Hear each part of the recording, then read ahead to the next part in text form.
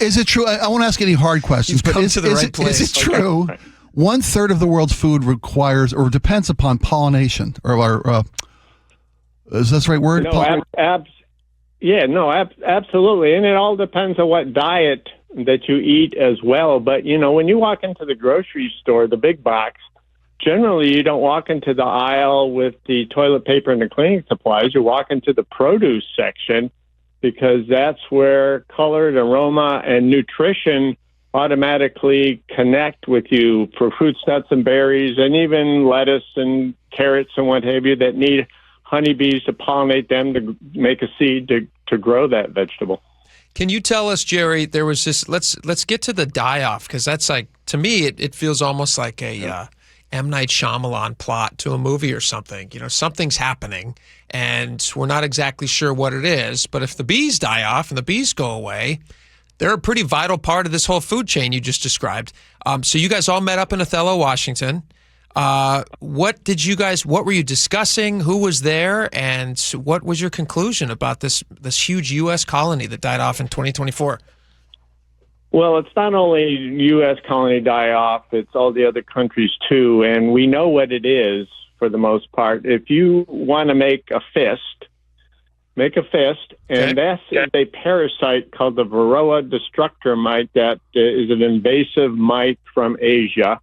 And you take your fist and you put it on your body, and you are a honeybee. This is how large that parasite is to a honeybee's body. That's horrible. And it's feeding on it like a tick or a flea or what have you. And, and introducing viruses and causing immunosuppression and what have you.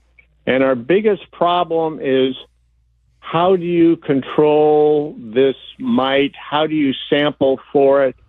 Trying to kill basically a bug on a bug without hurting the big bug is really, really hard. So what did you? Yeah, it's a great description. And actually, the I just did it for the listening audience or who's not watching on camera. You've missed me putting a fist onto my chest. But the beauty is you can all do it at home. You can all do it at home. About. Yes, that would be a problem. And it's parasitic, I assume, and it's doing damage to the bee over its life cycle, and then eventually the bee dies off as a result, right? Yeah, basically. And so what they're doing is honeybees individually.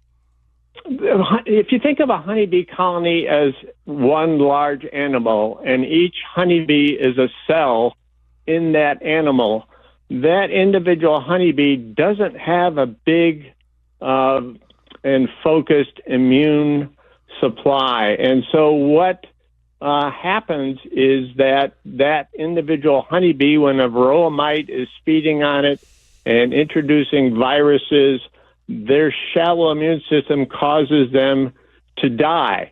And so if this happens thousands of times, which it has, that colony decreases to such an extent that the colony can't stay alive and it dies. And over the last few years, yes, we've lost 40 to 50% of our colonies of honeybees in the United States. And if we didn't have, or honeybees didn't have the biology where you can take one colony and artificially divide it and make another colony, we wouldn't be having this conversation. We would be wanting to know when the next food is coming in from Guatemala.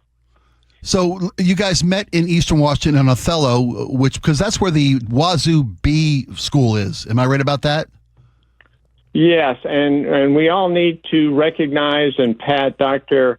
Priya Basu on the back and the honeybee lab at WSU and her team and her students who organized this international conference, which was incredible to me. People from South America and Eastern Europe, and of course U.S. and Canada, to share what's going on in their countries. And how can we put our heads together so that we have a combined action plan? Because you brought in beekeepers, apiaries from all over the world, because you don't have, ironically enough, a network of shared information. You guys were trading secrets and come up with ways to fight these problems, right? Yes, we are a small industry, even though we're incredibly vital to production agriculture, backyard gardens, the environment, and what have you. And so COLOS, the Colony Loss Organization, has tried to connect all of us together so that we have this opportunity to share and exchange and talk with each other where we wouldn't ordinarily have that opportunity. Hey, we're talking to Jerry Hayes. He's the editor of the American beekeeping magazine, Bee Culture. You were just recently in Washington talking about at a conference for all of these different bee experts on this bee die-off. Let me ask you a question. Obviously, Spike and I, we're not bee experts. We enjoy all of their great work. I'm a fan of honey, but I don't know a ton about how it's made. I'm a fan of fruit and vegetables. We like fruits and vegetables, all that kind of stuff. On a scale of 1 to 10, like for the layperson who doesn't understand the intricacies of the bee world, on a scale of 1 to 10, how important should people consider this? I mean, it's kind of it's a threat if all the bees go away. But like, how important is this on a scale of 1 to 10 for the average listener? How seriously should they be taking this? Yeah, no, and I think they should be taking it very important because, and excuse my French here, but we're the ugly stepsister of agriculture because I told you that you can take one colony, divide it, and make up a loss. If you had 500 Black Angus cows and you lost 250 of them, you couldn't cut the other 250 in half and make up your loss. And so honeybees and beekeepers, managed honeybees, can do this splitting, if you will, dividing to make up their loss. And so they always show up for contract pollination to almonds and apples and cherries and fruit trees and everything else. But this is not a good business model. The return on investment is not good. How are you separating the bees too? Are you looking for the bees that have these little mites on them and just like getting rid of those and taking the ones that don't? Well, yeah, but unfortunately they all have them. And these mites are, if you can visualize a honeybee and then a mite, that varroa mite that is hiding in between their abdominal segments, chewing through the tissue there. Ugh. And feeding on fat bodies, which is called vitellogenin and hemolymph, and causing weakness in those bees. The only way that a beekeeper can find these things is what we do a sample. You can take 100 bees, put them in a device with alcohol and swish it around, and the varroa mites will detach from themselves. If you have 100 bees and you have more than 3 mites per 100 bees, that colony is dead. It just doesn't know it right then. So this is where the management from beekeepers and what to do, and then using control things. And there again, I said, putting a pesticide in a colony to kill a little bug and a big bug, you have collateral damage. And so we have a struggle here going on. You can't just spray them all with alcohol. That's not good, right? Like you just said. Well, I mean, that's the only way that you can get them off those bees in that sample. It's kind of like taking a biopsy. Yeah. You're taking a biopsy of a colony.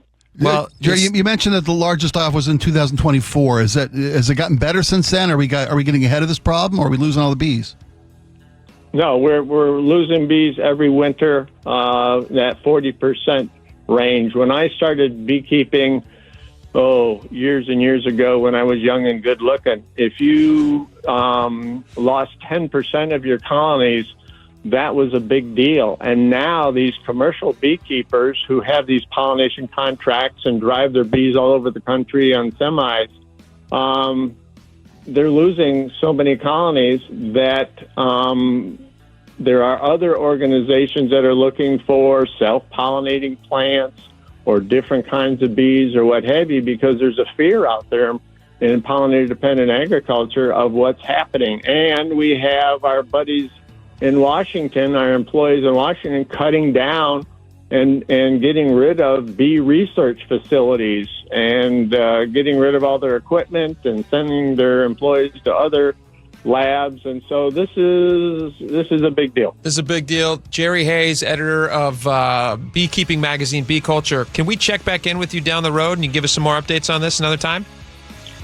I'm here to help you wherever I can. All right, Jerry Hayes, thank you so much for making the time. We really appreciate it. Thank you, guys.